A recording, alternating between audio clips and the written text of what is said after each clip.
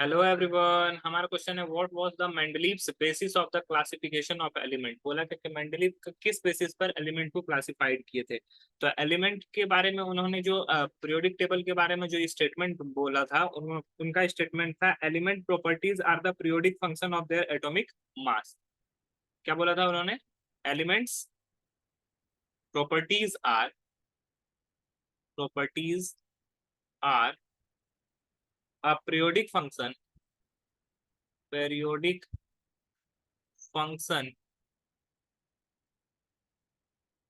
Of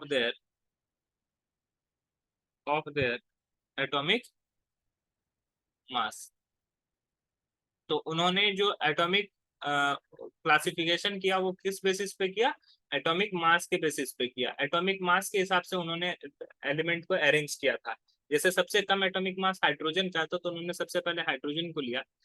फिर helium तो उस समय खोज नहीं हुआ था, लेकिन बाद में हुआ जब इन्होंने एक तैयार कर लिया था, तो उसके लिए उन्होंने एक लास्ट में एक अपना जीरो ग्रुप बनाया था। हाइड्रोजन है, फिर लिथियम, उससे ज्यादा वेट था लिथियम का, फिर बेरिलियम, फिर बोरोन लिया, फिर कार्बन, नाइट्रोजन, ऑक्सीजन, क्लोरीन, इस तरह से उन्होंने लिया। फिर sodium, magnesium, aluminium, silicon, phosphorus, sulphur, argon, इस तरह से उन्होंने एलिमेंट को लिया। ठीक है।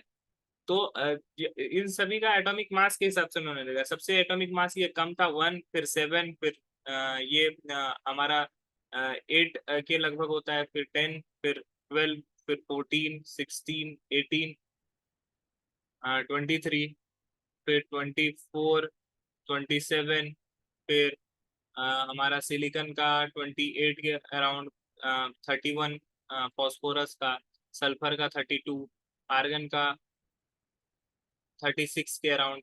तो इस तरह से उन्होंने देखा कि एलिमेंट जो होता है 36 37 के अराउंड होता था आर्गन का। तो जिसका जिसका एटॉमिक मास जैसा जैसा बढ़ रहा था, उन्होंने एलिमेंट को उसी हिसाब से रखा।